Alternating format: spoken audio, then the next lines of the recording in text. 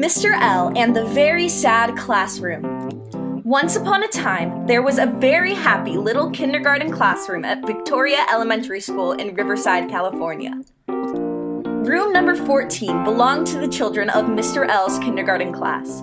Each day, room number 14 waited excitedly for Mr. L to arrive to plan for his students. Room number 14 watched Mr. L eagerly plan for a fun day of learning.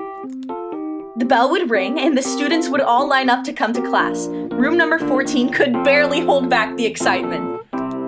The students neatly set down their backpacks and took their seats.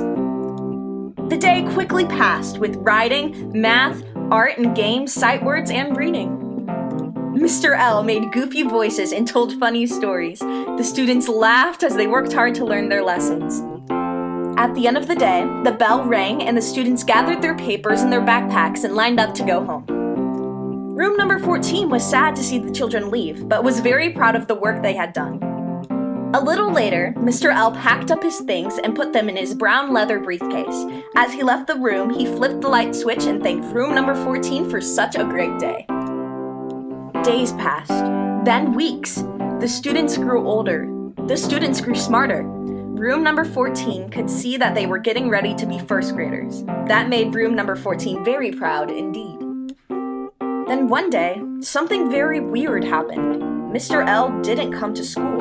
The bell didn't ring. The students didn't show up. Was it a holiday? The next day, room number 14 anxiously waited.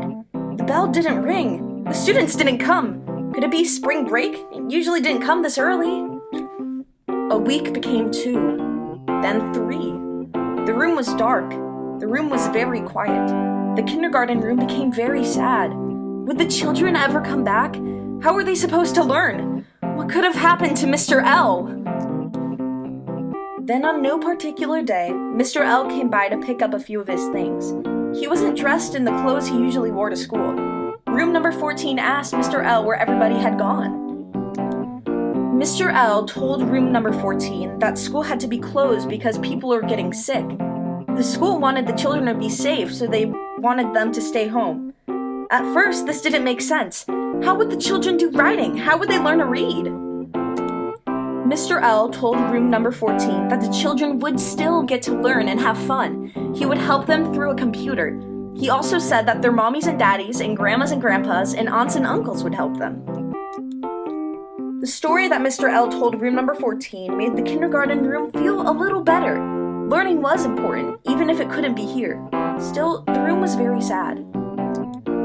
Mr. L could see the tears running down the walls of the room. He knew room number 14 was very sad.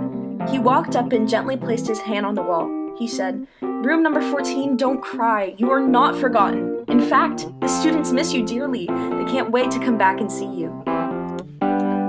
Mr. L said that he was very sad too. He missed seeing his students very much. He told room number 14 not to worry.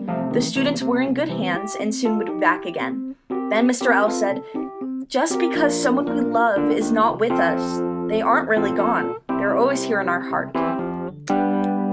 With that, Mr. L wished room number 14 well and said he couldn't wait for the next time they got to see each other. Room number 14 couldn't wait either.